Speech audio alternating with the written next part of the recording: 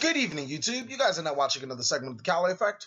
We're here in the shadow realm, because that's what real niggas do. Real niggas do real nigga things. But first and foremost, I would like to congratulate my wife, Amber Brown. Today is her birthday, and that is the exact reason why we're recording in the dark, is because I'm trying to keep away from her. And the longer I keep away from her, the less I have to be hit, because for some reason she hits me during her birthday. But anyways, to the questions. I will be answering you guys' questions that I've asked last night at 11 o'clock. I'm surprised I got so many responses. The first question is Quillhoff Tier 0. Or Quillfort, or Quill, however you say their names. I do not believe Quillhoff will be Tier 0. Why? Because there's so many instances, well, there's actually only 2 instances, where Konami has made a deck that is so broken in the OCG. It comes out to the TCG, it's pretty good. It can win games, but not that deck that we thought it was. As in the OCG decks dominate, and the TCG decks just seem to be really good and don't tend to dominate. So that is my opinion on Quillhoff so far. They are a really good deck, and summoning a monster that's unaffected by everything, unless its level is over what it is, which is ridiculous. I mean, I gotta give it to you, it's pretty good. The second question is Lightsworn Rulers. How well might they do in this format? Well, if you guys remember correctly, in my bold prediction video, I predicted that Lightsworns will never win any type of YCS or any type of major event. So far, it's been held down to be true, and I don't think I'm ever going to be wrong that Lightsworns will never win a major event. So with that being said, I don't expect Lightsworns to do too well in any time at this format, seeing that they'll never win a major event. Nothing else to be said about that. While I do think it is a good deck, they're a decent deck, they just have too much inconsistencies, even still with the Wyverns and the Dragon Rulers, to be a competitive deck. Why haven't Yang Zing Master Race done anything? Because the Master Race is waiting. The Master Race is waiting for its time. Once the Master Race picks out its time, it will attack. And it will attack hard. To be honest with you guys, I don't think a lot of people have picked up on how good Yang Zings are. They look at the bad outs. Oh, debunk stops it. Oh, it's easy to miss timing. Oh, this can happen. Oh, that can happen. When it's obviously, most of the time, it's not true. Also, I think people are running a lot of subpar cards in Yang Zings, and it just takes the right person with the right build to use Yang Zings to be able to topple with it. I do think Yang Zings still are the master race, and definitely they are losing this part of the race, but there's a couple things that people forget. First of all, they're getting more support. So that's really going to help Yang Zings. And secondly, is that I don't think the right decks have been played right now. Yang Zings will definitely make their title of the throne. What's my middle name? My middle name is TheCaliEffect. Yep. That's how it goes. Explain a linebacker one more time. Okay, I know exactly who this question was. It's for Eric.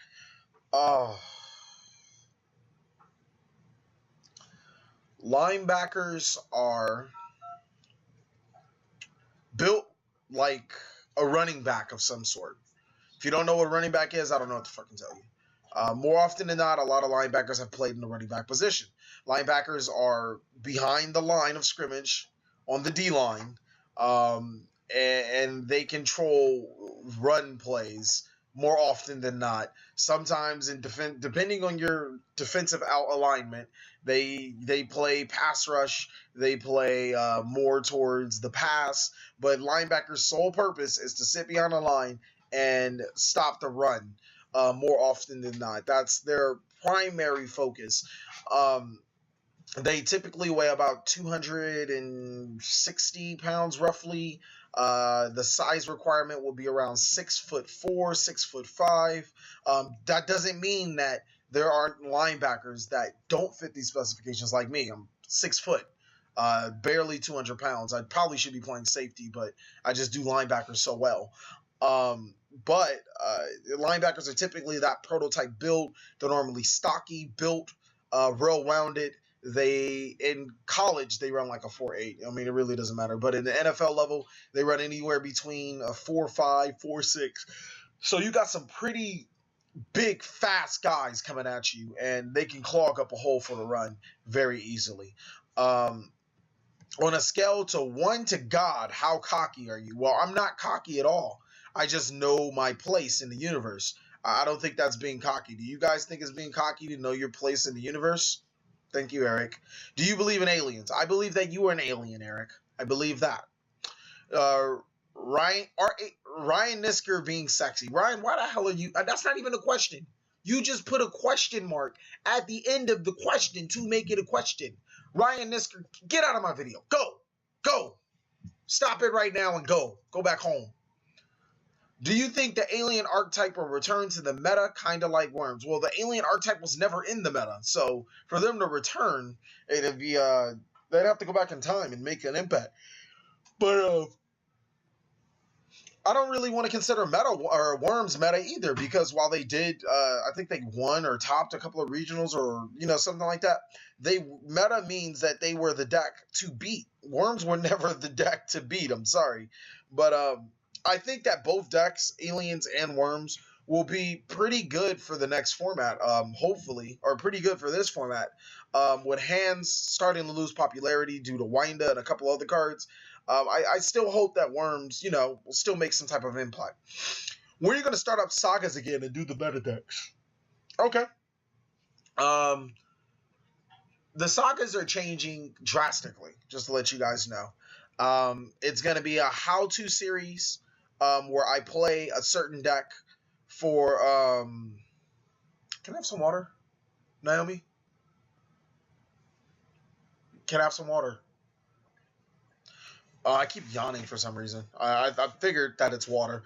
It's going to be a how-to series first, and then we'll post up maybe, I'm thinking either 1 or 2 videos of me showing you on DevPro. Hopefully we'll post an in real life video of the deck, and then we'll do a deck profile. So that's what I'm thinking, what I want to do with the new metas. Thank you, Naomi.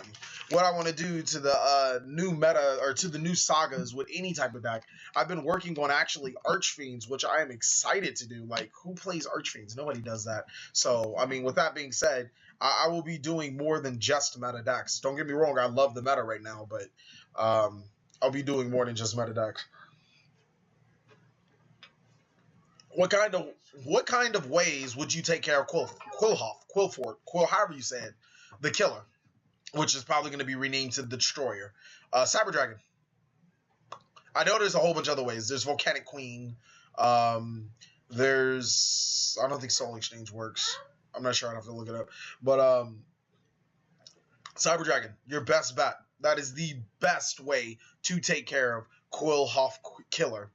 It's just... You summon Cyber Dragon and you make Chimera attack. Not only do you get a monster, your opponent loses theirs. That swings... advantage hugely in your favor. So I feel that Cyber Dragon is the best way. Is Yu-Gi-Oh! Going to a level of complicity that a scrub player, as myself, and others are going to have trouble understanding everything that happens in this current state, where it's crucial that players understand chains and how they work? Well, first of all, Eric, if you don't know chains and how they work, I have failed as a teacher, and you should just, I don't know, just do something about your life to rid yourself from existence, because I'm pretty sure I went over chain links very thoroughly. Secondly, do I think Yu-Gi-Oh! Is getting more complex? With the archetypes that are coming out, yes. Because these new archetypes are not your normal, oh, this deck is just so powerful, you can't beat it. These new archetypes have went into every aspect of Yu-Gi-Oh! We have fusion summoning, we have synchro summoning, we have exceed summoning, we have a deck full of floaters, we have decks that never miss timing when they use their effects when they're sent to the graveyard. We have just so much complexity in the game, just because there's so many good decks in this format, that yes, we have to, as a good player, you have to soak in every single aspect of the game. And I'm going to be honest, I'm not right 100% of the time when it comes to Yu-Gi-Oh! I look up a lot of rulings a lot of the time, and I try to learn as much, since, I'm starting to judge again. But you have to learn your rulings for this new level of play to play competitively. That is correct, but that should have been known beforehand. Why shouldn't I blind space? Why did you tell me to blind space? Vincent Reddy, I did not tell you to blind space Typo. I did not. I'm sorry. I'm sticking by that. I did not. I told you to blind Space Typhoon. Blind Space Typhoon. No, you should not blind Space Typhoon because there's a couple of reasons. Blind Space Typhoon is... it's hard to explain. If you blind Space Typhoon an opponent with 4 open back row, I've seen it happen so much. Blind Space Typhoon with 3 open back rows, blind Space Typhoon with 2 open back row. Then the person summons their monster and gets Fiendish Chained. And then the other back row just happened to be a Space Typhoon. So many times. You have either a 50% to a 20% chance of hitting the right card. But instead of blind Space Typhooning and hoping you get it, you should be able to maneuver your cards in a correct position to be able to dwindle your opponent's resources so you can hit with the right Space Typhoon. And we probably shouldn't be running Space Typhoon in a lot of decks anyways right now, just because Space Typhoon isn't the best card. Am I going to get the chance to do Guardian Pendulums? I'll get back to that question. How do you feel about the Megatons and all the ruckus that supposedly good players are complaining about scrubs having the money cards? It becomes a lot more of a balanced format. I've never been an advocate of one side of the player base having good cards. Period. I've never been a side. If you genuinely are a good player, you should be able to beat a scrub player with good cards. That's the point of being a good player. So I welcome everybody having the money cards, but at the same time, it hurts me because I sell cards, so a lot of cards have dropped. Fortunately, Eric cleaned me out. It's low-key, so I think I'm in a good position right now. But I think good players should stop complaining because they're not really good if they have to complain about scrubs getting money cards. If the scrubs have money cards, then you lose to a scrub, then I guess they're not that much of a scrub to you. But if you're a good player, you should be able to beat them no matter what cards they have.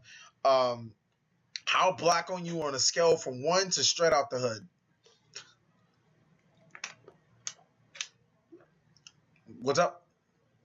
Somebody just asked you that question. What'd you say? Somebody just asked you that question. I don't think the camera heard you. Somebody just asked you that question. Yes. Amber, how black am I on a scale from 1 to straight out the hood? You know, like, he put, like, you know, duh Fairly Odd Parents? He put duh and then the apostrophe. I like it. I like that shit. That shit was cool. Well, you are out of the hood, came from out of the hood, but you're not black like the people that's in the hood. But you how have common sense. And, yeah. But how black can I be? You can't be that black. You're not as black as me. Hey, fuck you! You're not black. You still sound a little white when you say Your mama. Your daddy. Your mama. Your daddy. Your mama. Grandma. Your grandma. Your grandma. Your grandpa. Papa. Your cousin. Your pee-pee. Your uncle. Your pee-pee. No, my pee-pee! No. So to answer your question, yes, she is correct. The birthday girl. Give a standing ovation for her. Happy birthday to ya. Happy birthday to ya. But I can't really explain it. I guess you'd have to be around me to know what type of person I am, because I'm not gonna let no bullshit go through. But I'm not the type of person to just be an idiot all day. How do you see Evil Swarms in a competitive scene, this format, and how do you feel about the reprints and the Megatons? As long as Shadows exist, as long as bad Yang Zing players exist, as long as what else goes around? As long as, I guess to a degree, Hat players exist, even though Hat does have a really good matchup against Swarms. I think that Evil Swarms will be a really decent deck. I don't want to say good. Swarms really can't be tier 1, but they can be a really good deck. And I'm looking for DT Evil Swarms. I will play them for a saga as soon as I get DT Evil Swarms. I'm completely down for that. Why is the stake the greatest thing ever? Where was I? Why is stake the greatest thing ever? During the editorial of this video, if I found a picture of me before stake, it will be posted. I was not this big. I was not this strong. I was not this, well, I think I'm a little slower than what I was, but I was not this big and I was not this strong. If you guys like seen the difference between me 2 years ago, like 2 years ago until now, you guys were like, whoa, this guy packs a lot of fucking weight now. And that's exactly why steak is the greatest thing ever. It can transform somebody into a scrawny little kid and then into what I am now. What what is the meta deck that you would most likely play this format? All of them. Fucking, I have all the Yang Zings, even though I wouldn't consider them meta right now. I will play Shadows, and then I turn around and play Burning Abyss. I would not play Satella Knight. I play Hat, even though Hat is dwindling because of Shadows, so I'd have to main deck some sideboard card or main deck some cards for Shadows. If you guys did not know, I play just about everything. If I ever were to enter, like, if I were to play competitively, you probably would not see me play the same deck twice just because I don't like, oh, he won the last one, let's side against him. I've always hated that. But I'd play everything. How did I not know about Smokescreen? Well, Alistar, because I remember that's you. The reason why you did not know about Smokescreen is because you don't look at the competitive scene. If I can remember correctly, you said you don't like competitive decks and such as all that other stuff. If you did not notice, competitive decks aren't bland. It's what good players do. You're basically saying you don't like being a good player. And Smokescreen is just another one of those things that's been happening since 2000 and since Chainburn, really. Since it's been happening for a very long time in the competitive scene. That's how late you are to it. So maybe you should start looking into competitive decks. What is a good deck profile for Yang Zings? Reptile, a good deck profile for Yang Zings is the one that's on the TheCaliEffect channel. Yep. Best effect negation. Fiendish Chain, Breakthrough Skill, Effect Veiler. That's a good one. Because I was favoring Breakthrough Skill at the beginning and last format. But I'm going back to Fiendish. I think Veiler is a little outclassed by both Fiendish Chain and Breakthrough Skill right now. And I think Fiendish Chain and Breakthrough Skill are amazing. But there's a clear winner out of the best effect negation card, Skill Drain. Skill Drain wins games. Nothing else about it. If your deck can play around Skill Drain, you should probably be maining Skill Drain. Skill Drain will outright win you a game in this format. And it's nothing that they can do about it except for go, duh. Skill Drain is just that good. My favorite Synchro. Leo. Leo is my favorite Synchro now. I love Leo. I love his design. I love everything about that card. It's a lion. I mean, come on. It's so cool. My favorite Xseed. I never thought I'd be saying what's my favorite Xseed because when Xseeds came out, I was like, these are so retarded. It's my favorite Xseed. It used to be Stroke. It's no longer Stroke. I think Big Eye is like a black person's card. It's like, hey, this is funny, but give me your monster, nigga. My favorite Xseed. Eli, can you hand me my Xseed or my extra deck binder? White binder, it should be over there. Orange stripe on it.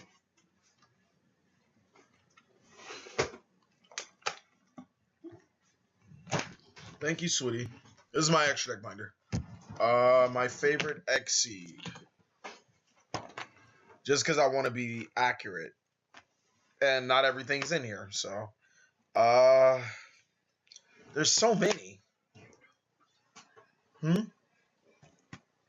probably in my extra. Amber, can you hand me the gray box? I know you don't like me. The gray deck box. It's probably in the living room. Thank you, I appreciate you. My favorite Xseed, that's a good question. Let me get back to that one. My favorite fusion. Okay, that one I could probably do. I hope I can. I like Ultimate Axon Kicker just because it looks so cool.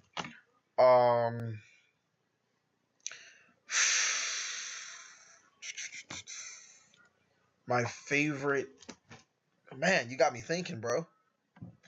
I like these questions because they make me think. Ultimate Axon Kicker is pretty badass. It's pretty dope. But I don't think I'm going to go with it. I don't like Neurocrius that much. My favorite fusion. Panzer Dragon. Oh my god, I just figured it out. My favorite fusion is Panzer Dragon. My favorite ritual? That's another good question. I don't like Herald anymore. Herald became the ultimate douchebag card. Herald's a douchebag card. Just period. Straight up. RNS. Herald's a douchebag card. I'll get back to, my favorite, what's the name? My favorite ritual later. Right now we're going to look at my favorite Xseed. Um, Still a really good freaking question.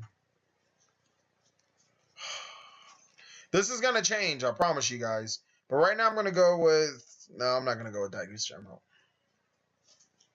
God, I don't know. I can't pick. I mean, their artworks, they're all cool. They're not like, oh my god, I like it. Kind of like Leo. I love Leo's artwork. I don't really like any of their artworks to a fact I like. I'm like, oh my god, that's my favorite Xseed.